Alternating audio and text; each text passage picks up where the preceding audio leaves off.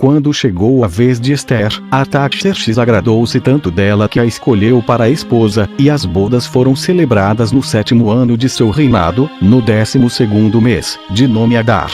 Ele mandou em seguida aos chamados Agares que proclamassem por todo o seu território que o povo deveria festejar o seu matrimônio, e tratou magnificamente durante um mês os principais cidadãos, tanto dos persas e dos medos quanto dos de outras nações que lhe estavam sujeitas. Depois de instalar a nova rainha em seu palácio, pôs-lhe a coroa na cabeça e amou-a sempre como sua esposa, sem lhe perguntar de que nação ela era e sem que ela também nada dissesse a esse respeito. Mardoqueu, que a amava como se fosse sua própria filha, deixou a Babilônia para ir morar em Susã. E não se passava um dia sem que ele desse uma volta ao redor do palácio, para ter notícias dela. Nesse entretempo, o rei publicou uma ordem pela qual proibia a todos os de sua casa, sob pena de morte, vir procurá-lo sem serem chamados, quando ele estivesse assentado no trono.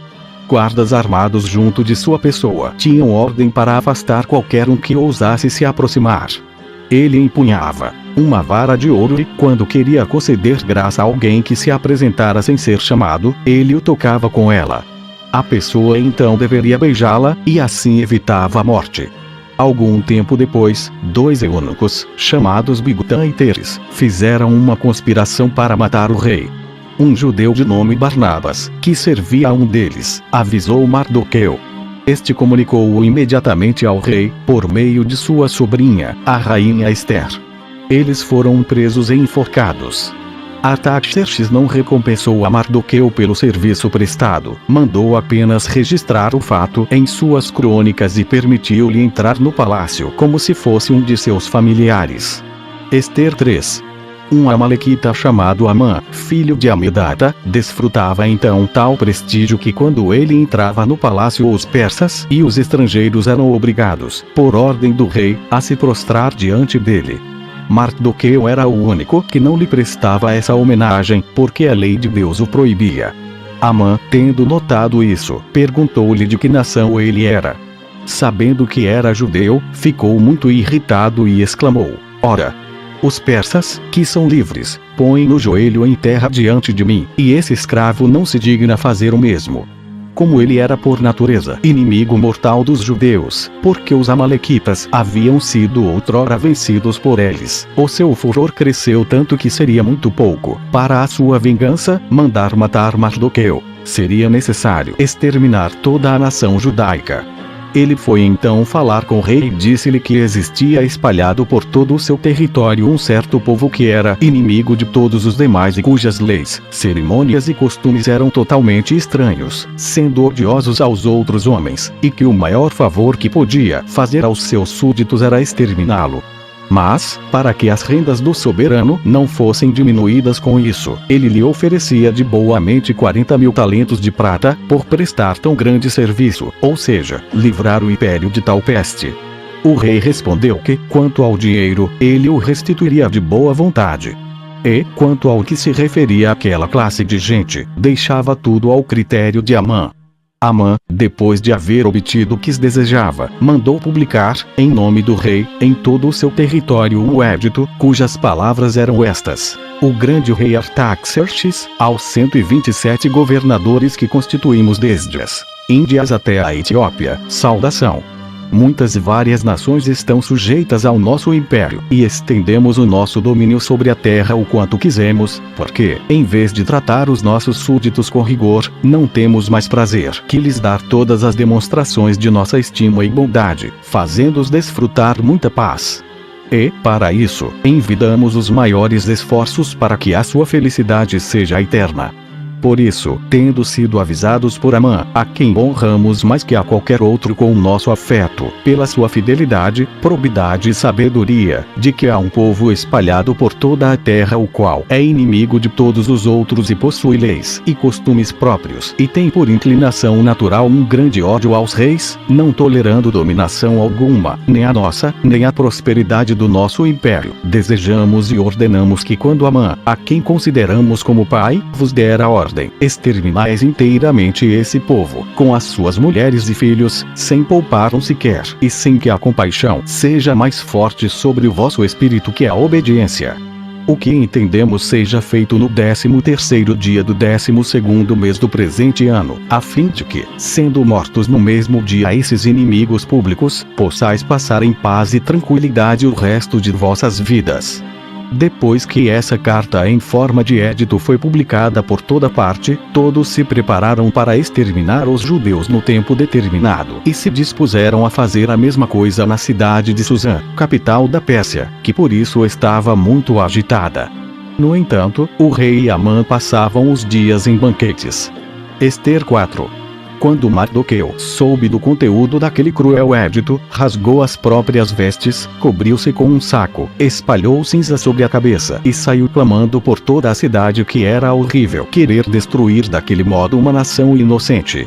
Mas ele foi obrigado a ficar à porta do palácio, porque no estado em que se encontrava não lhe foi permitido entrar. A aflição de todos os judeus não era menor em todas as outras cidades onde o edito fora publicado, e, em tão geral desolação, o ar repercutia gritos e lamentações. A rainha, perturbada por saber que Mardoqueu estava à porta do palácio no deplorável estado em que o descrevi, mandou-lhe outras vestes, para que as trocasse. Ele, porém, as recusou, porque a causa de seu penar subsistia, ainda e ele não podia se desfazer dos sinais. A princesa, ante a recusa, mandou o eunuco Ataque perguntar o motivo de tão grande aflição e de ele não querer deixar aqueles trajes tão tristes. Mardoqueu mandou dizer-lhe pelo mesmo eunuco que Amã oferecera ao rei uma grande soma de dinheiro a fim de obter permissão para exterminar todos os judeus e que sua majestade lhe concederá a licença. Assim, em Suzã e em todas as províncias do império fora publicado um édito, do qual lhe mandava uma cópia. Tratava-se portanto da ruína de toda a nação judaica, na qual a própria rainha tinha a sua origem. Ele suplicava que ela não temesse humilhar-se a ponto de se prostrar aos pés do rei para suplicar-lhe graça, pois somente ela o podia fazer. Além disso, Amã, ao qual ninguém igualava em prestígio e em autoridade, fazia continuamente crescer a irritação do rei contra eles. A rainha respondeu que a menos que o rei solicitasse não podia ir ter com ele, sob pena de perder a vida, caso ele não a tocasse com a vara de ouro que tinha na mão. Mardoqueu então rogou ao eunuco que dissesse à rainha que ela não devia, em tal contingência, considerar tanto a sua vida quanto a de sua nação. Se ela o fizesse, Deus não deixaria de ter cuidado dela, mas se ela fosse insensível à ruína de seu próprio povo, ele mesmo a castigaria, destruindo com toda a nação. A rainha, comovida por essas palavras, mandou dizer-lhe pelo mesmo eunuco que reunisse todos os judeus que estavam em Suzã e ordenasse um jejum de 3 dias e que fizessem orações a Deus em favor dela. Ela faria o mesmo com as outras mulheres e iria em seguida falar com o rei sem ser chamada, o que talvez lhe custasse a vida. Mardoqueu executou a ordem e durante o jejum rogou a Deus que não permitisse a destruição de seu povo, mas o ajudasse naquela ocasião, tal como fizera tantas outras vezes, que lhes perdoasse os pecados e que os livrasse de tão grave perigo, pois nele não se haviam metido por culpa própria. Disse ainda: Vos sabeis, meu Deus, que a cólera de Amã, que jurou a nossa ruína, provém de eu não ter querido violar as vossas santas leis, prostrando-me diante dele para lhe prestar uma homenagem que somente a vos é devida. Essa fervorosa oração foi acompanhada por todo o povo, que pedia a Deus com no menor ardor que os ajudasse naquela grave contingência.